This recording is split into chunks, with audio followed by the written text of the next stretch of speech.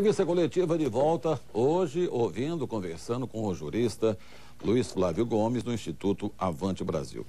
Luiz Flávio, até agora, na Operação Lava Jato, tem se evitado oficialmente falar em políticos, porque aí teríamos que ir para uma outra esfera, que é o Supremo Tribunal Federal. E lá a coisa demora pra caramba.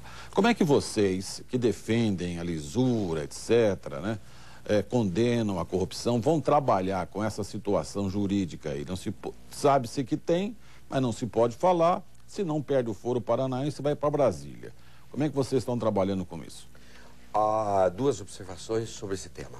Em primeiro lugar, os nomes dos políticos não foram ainda revelados, porque a delação premiada do Youssef terminou na semana passada. 1. 2. A delação premiada não pode revelar os nomes enquanto o Procurador-Geral da República não pedir, pelo menos, a abertura de inquérito contra eles ou oferecer denúncia. Está na lei e, portanto, antes disso não pode divulgar mesmo os nomes. Quantos nomes são?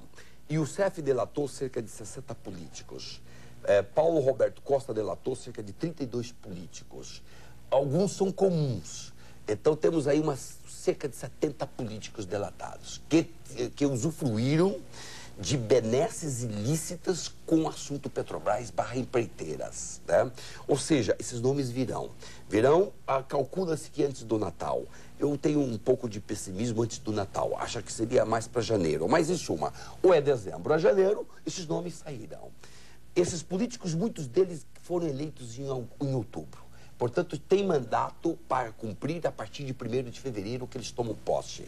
O que nós vamos fazer com esses políticos? Na nossa opinião, nós temos que nos mobilizar todos, políticos comprovadamente corruptos, com documentos. Você tem que caçar esse cara.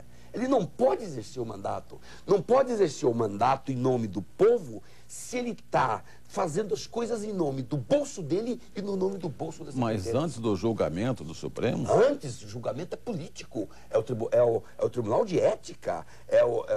Tem dois julgamentos, né? Vai ter um julgamento da Câmara que vai caçar sim, ali, né? Sim, o julgamento é político. É dentro da Câmara ou dentro do Senado, porque tem 6 ou 7 senadores envolvidos também na história.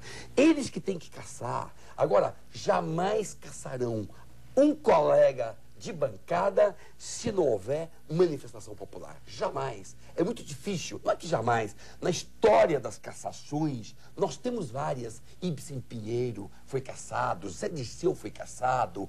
Temos várias cassações, mas já havia um clima nacional para isto. Enquanto que agora, a partir de fevereiro, se o povo não se mobilizar, eles não vão se caçar, porque tem muito corporativismo dentro do legislativo. Você acha que há um clima para cassação? Neste instante eu não vejo clima popular, nem vejo nada, mas as pessoas estão se sensibilizando. A indignidade está subindo de nível a cada dia, a cada dia. Você nota isso nas redes sociais. Basta passar os olhos, você nota o quanto que está subindo o nível de indignidade. E a indignidade é a premissa de ir para a rua. Você não vai para a rua falar de fome se você está com a barriga cheia. Então não adianta, não é isso. Você só vai para a rua falar de fome na hora que você está com fome. Ou seja, você tem que estar muito indignado e é isto que nós temos que fazer. Agora, em relação à cassação de políticos, o que nós vemos no Brasil é que a própria legislação, eu não sei se ela é permissiva, o senhor é jurista, o senhor pode dizer, ou se ela dá tantos direitos que o político é cassado, depois volta. Por exemplo, aqui na região de Campinas, nós temos algumas cidades em que os prefeitos foram cassados por comprovadas fraudes nas eleições de 2012, mas conseguiu voltar para o cargo, sai do cargo, volta para o cargo e vira uma confusão generalizada que confunde tanto o eleitor quanto cria uma insegurança jurídica e política na cidade e não deixa o desenvolvimento ocorrer nas cidades. O que faz com isso? Porque assim, ok, vamos caçar, caça, aí vem com liminares e retorna o mandato desses políticos. Faz o que nesse caso? Bom, aí 2 observações sobre isso. Primeira, A parte jurídica no Brasil, todos nós sabemos, é da nossa tradição, nós somos bacharelescos. Adoramos regras, normas, e isto permite mil discussões, tudo. Você pode levar um processo hoje, 5 anos, 10 anos, fácil nos tribunais, fácil. Então, de um lado, por isso que não dá para pensar em cassações via judiciário. Demora muito. Se for esperar caçar todos envolvidos na Petrobras... Não vai ocorrer, né? Ele vai terminar o mandato dele e acabou. E nós por não isso que tem que ser político. O cassação tem que ser política, de imediato, pelo Conselho de Ética, rapidamente. Esse é um primeiro tema. Agora, professor, deixa eu perguntar uma coisinha. O fato dessa investigação da Polícia Federal ter levado para a cadeia vários empresários importantes de construtoras. O senhor acha que isso muda o conceito de fiscalização na corrupção no Brasil ou é só mais um caso que vai se perder ao longo da história? É o seguinte, a tradição do Brasil é um estilo mafioso de tocar o negócio público. As coisas públicas são mafiosas. Tudo, sempre, desde 1500. Essa é a tradição. O que tem feito o Brasil nos seus progressos? Tentar institucionalizar e civilizar o negócio. Como? Mediante leis, Constituição, leis, uma justiça que está aí, um Tribunal de Contas da União mais efetivo, uma Controladoria Geral da União, COAF, fiscais, Polícia Federal independente autônoma, como agora é autônoma desde a semana passada, por lei, MP independente. Tudo isso foi criado para quê? Como instituições de controle do estilo mafioso de governar. Então, as coisas caminham, só que são muito lentas.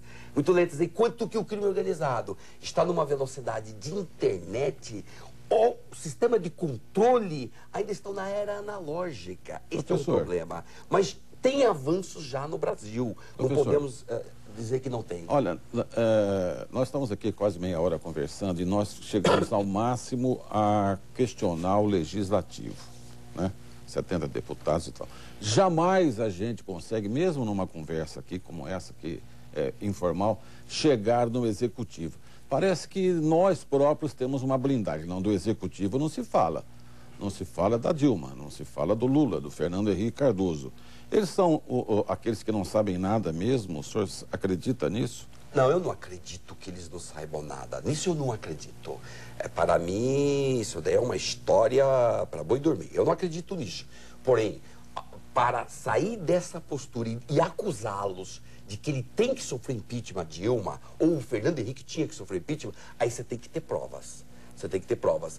Mas, de qualquer maneira, na nossa história, já tem um caso comprovado que foi o Collor. E tirou-se o Collor com base em provas de que ele praticava corrupção. Inclusive voltou, né? E, lamentavelmente, outra vez, é o que você dizia no princípio, o eleitor brasileiro também tem parcela de culpa em todo este contexto, não que a culpa seja só do eleitor, mas na medida em que ele vota em gente que já mostrou que é ou incompetente ou é corrupto. O caso Collor é um exemplo e ele acaba de ser reeleito. Paulo Maluf, caçado pelo TRE, caçado pelo TSE, apesar disso tudo, por corrupção, recebeu 258 mil votos na última eleição. Então, o sujeito que vota em Paulo Maluf, comprovadamente corrupto, não é só alegar, fulano é corrupto. Não é isto. Você tem que comprovar. Comprovadamente corrupto. Quem vota no cara desse, ele não é um eleitor, ele é um conivente da corrupção. Mas e o executivo? Os gestores, governadores, prefeitos, presidente... eu entendo que ele não é ele fica lá no palácio sem saber o que está acontecendo. A corrupção só acontece porque ele está sabendo, os secretários. Ele não tem que ser imputado a culpa? Vamos lá. Pode até imputar a culpa. A questão aí agora é de provas. Contra Collor, provou, tirou o Collor do poder. Se provar contra Dilma, deve ser tirada a Dilma do poder. Mas ninguém procura provas. Essa é a minha sensação. Nós temos que encerrar o programa. Mas não se procura provas contra o executivo. Eles são blindados, pelo menos na minha cabeça. Totalmente blindados. É mais fácil pegar os deputados e vereadores e... Não, talvez os deputados é porque eles se exponham mais. Na hora das negociações, eles deixam rastros. Muitos rastros, daí por isto. Mas, na verdade, isto é ruim porque se não investiga o chefão, isso é máfia. A máfia funciona assim, é uma base do silêncio. Você protege os de cima e só vai nos de baixo. Mas esse estilo mafioso do Brasil hoje, que é um crime organizado, hoje o crime organizado está espalhado inteiramente em todos os poderes. O crime organizado político-empresarial. O mundo empresarial também acaba cometendo aí seus deslizes, né? Mas em síntese, professor, temos que apurar contra todos. Não interessa quem, doa a quem doer, todos devem ser punidos. Verdade. Lá o senhor está falando a língua do povo. O povo quer isso, só não se sabe como, né? Como vamos chegar lá. Queremos agradecer a presença do jurista Luiz Flávio Gomes, do Instituto Avante Brasil, e esperar que, ao lado da população, nós possamos fazer justiça. Não é criminalidade, não. Justiça para todos nós. Professor, muito obrigado, viu? Ok, muito obrigado, Zé Arnaldo. Muito obrigado, Rose. Rose, muito obrigado, viu? Boa noite, até a semana que vem. E obrigado a você. Domingo que vem estaremos de volta. Até lá.